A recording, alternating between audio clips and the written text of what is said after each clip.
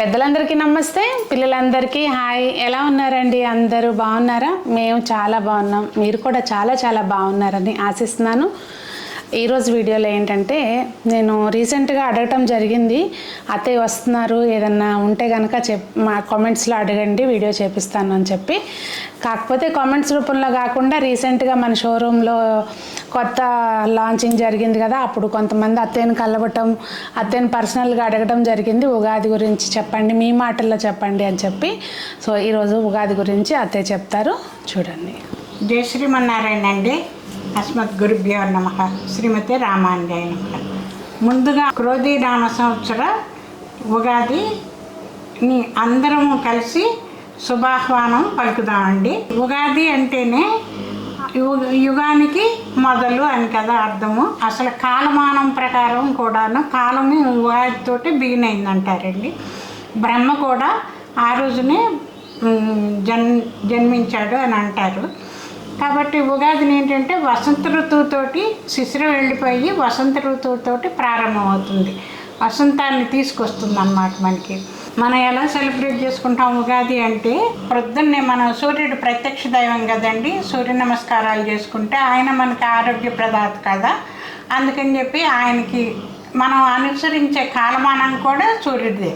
అందుకని చెప్పి ప్రొద్దున్నే ఆయనకి నమస్కారాలు చేసుకుని కొద్దిగా ఆర్ఘ్యం అంటే నీళ్లు సమర్పించి తరువాత మన ఇష్టదైవం ఇంట్లో ఏ దేవుణ్ణి కొలుచుకుంటే ఆయన్ని కొలుచుకుని షట్రుచుల సమ్మేళనమైన ఉగాది పచ్చడిని ప్రసాదంగా తీసుకోవాలి. జీవితంలో అన్నీ ఉంటాయండి. కష్టం సుఖం ఉంటుంది, ఆనందం ఉంటుంది, ఇట్లా అన్నీ ఉంటాయి. అన్ని రుచుల్ని మనం ఆస్వాదించాలి అంటే ఆరోగ్యంగాను ఉండాలి. కాబట్టి ఈ షట్రుచుల సమేత అంటే ఉప్పు, కారం, పులుపు, తీపి, వగరు, చేదు, ఇవి 6 రుచులు నిత్యం ఈ 6 రుచులు ఉండేటట్టుగా ఆహార పదార్థాన్ని కనుక తీసుకుంటే పూర్తి ఆరోగ్యవంతులుగా ఉంటామండి.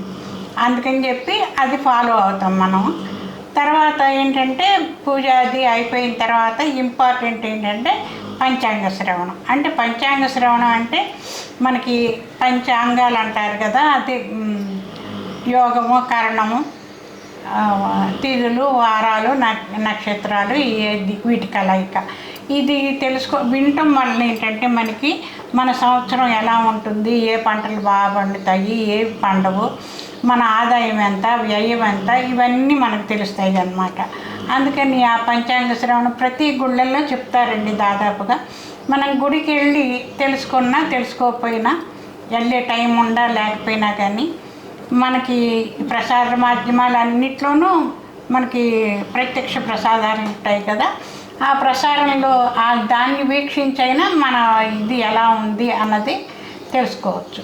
అది తెలుసుకున్న తర్వాత దాన్ని బట్టే మన సంవత్సర ప్రణాళికని మనం రూపొందించుకోవచ్చు అన్నమాట. అంటే ఏంటి, మనకి ఈ సంవత్సరం యొక్క ఆదాయం ఏంటో తెలిసింది కదా, వ్యయం ఏంటో కూడా తెలిసింది. ఈ నెక్స్ట్ ఇయర్ కూడా ఎలా మన ఆదాయం ఏంటో తెలుస్తుంది. కాబట్టి దాన్ని బట్టి మన వ్యయం కూడా ఎలా మనం అడ్జస్ట్ చేసుకోవాలి, మనకు వచ్చే ఇన్కమ్ని బట్టే కదా అడ్జస్ట్ చేసుకోవాల్సింది. పైగా ఈ కొత్త సంవత్సరం వచ్చేది, క్రోధీనామ సంవత్సరం వచ్చేది కూడా 9వ తారీఖు, ఏప్రిల్ 9. అంటే ఆల్రెడీ మనకి ఆర్థిక సంవత్సరం కూడా బిగిన్ అయిపోతుంది. ఆర్థిక సంవత్సరంలో కూడా మన ఆదాయం ఏంటో తెలుస్తుంది. దాన్ని బట్టి మనం వ్యయాన్ని కూడా అంచనా వేసుకోవచ్చు. ఆ అంచనాల ప్రకారం కనుక మనం బడ్జెట్ని అడ్జస్ట్మెంట్ చేసుకుంటే సంవత్సరం అంతా ఏ ఇబ్బందులు లేకుండా అన్నమాట, ఆర్థిక ఇబ్బందులు లేకుండా మనం నెట్టుకు రాగలుగుతాం అన్నమాట. ముందు ఇంపార్టెంట్ అదండి. ఇద్దరు ఉద్యోగం చేసినా ఏది చేసినా మనకి ఈఎంఐలు ఇవన్నీ ఉంటాయి, కొన్ని ఎప్పుడు ఉండేవి ఉంటాయి అన్నమాట. అవి కంపల్సరీగా చేసుకుని మిగతాయి అంటే లగ్జరీస్ అని కాదు, నెసెసిటీస్, వాటిని వేవి కంపల్సరీ నెసెసిటీయో చూసుకుని మనం కొనుక్కుని ఇవి చేయగలిగితే మన సంవత్సరం అంతా చాలా ప్రశాంతంగా బతకగలుగుతాం అన్నమాట. ఉగాది నుంచి వసంత నవరాత్రులు బిగిన్ అవుతాయండి. ఈ వసంత నవరాత్రిలో ప్రసిద్ధ వైష్ణవ దేవాలయాలన్నిట్లోనూ రామాయణాన్ని సేవిస్తారండి.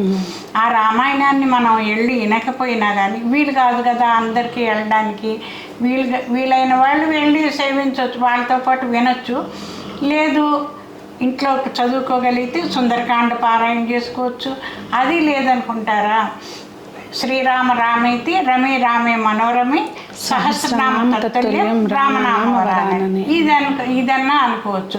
మాకు ఇవేవి రావండి అన్నారనుకోండి, జయమంత్రం ఉన్నే ఉంది, శ్రీరామ జయ రామ జయ జయ రామ.